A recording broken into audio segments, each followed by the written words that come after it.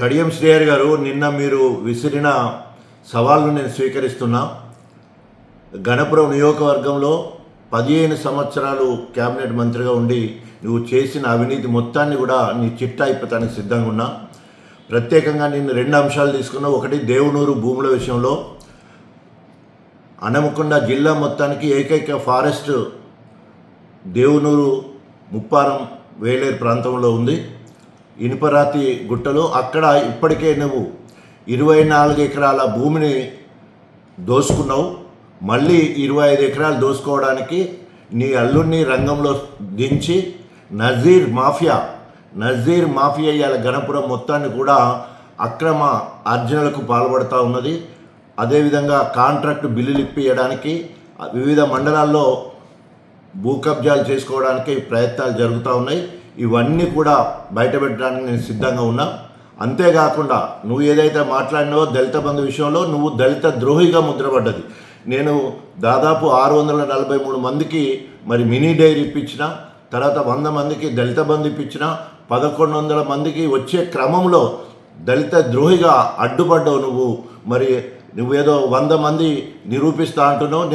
నువ్వు నిరూపిస్తే నేను సిద్ధంగా ఉన్నా. నువ్వు ఇచ్చిన సవాల్కు ఎక్కడ కూడా అవినీతి జరగలే, ఏ ఒక్కరు కూడా నాకు వచ్చి పైసలు ఇవ్వలేదు ఆ విషయంలో. సో ఈ రకంగా చెప్పుకుంటూ పోతే అనేక రకాలుగా గణపురంలో నీవు దళిత ద్రోహిగా, ఒక దళిత నాయకుడిగా ఉండి ఏ దళితుడు బాగుపడలేదు. ఇటు పార్టీ పదవులలో కానీ, నామినేటెడ్ పదవులలో కానీ, లేదా నీ వల్ల కానీ బాగుపడ్డ ఒక్క దళితుడు అంటే ఒక్క దళితుడు లేదని చెప్పేసి హెచ్చరిస్తూ, మరి ఈరోజు మొత్తం నీ బండారం అంతా కూడా బయటపెట్టే సమయం ఆసన్నమైంది. మరి నేను స్థానికుడిగా, నేను అక్కడ పుట్టినా అక్కడే చస్తా.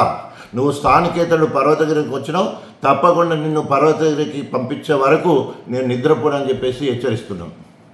ఇంకో మాట కూడా అన్నావు, నువ్వా నేనా మిగలాలని అంటున్నావు. నువ్వు ఎక్కడ కూడా నాతో పోటీకి రావు. ఎందుకోసం అంటే నేను 4 సార్లు గెలిచాను కంటిన్యూస్గా. ప్రజానాయకుడున్నా, నువ్వు రాజకీయ నాయకుడున్నావు, నేను స్థానికుడిని, నువ్వు స్థానికేతరుడివి. కాబట్టి తప్పకుండా నేను తరిమి కొడతాను. ఎందుకంటే నువ్వు ఇచ్చిన సవాల్ కూడా స్వీకరిస్తున్నా. తప్పకుండా నేను అక్కడే పుట్టిన, అక్కడే పెరిగిన, అక్కడే ఉంటా. రేపు చస్తే కూడా అక్కడే నన్ను బొంద పెడతారు. కానీ నిన్ను స్థానికేతరుడిగా నీకు గుర్తింపు ఉంది. నేను పర్వతగిరి పంపే వరకు నేను నిద్రపోనని చెప్పేసి హెచ్చరిస్తున్నాను.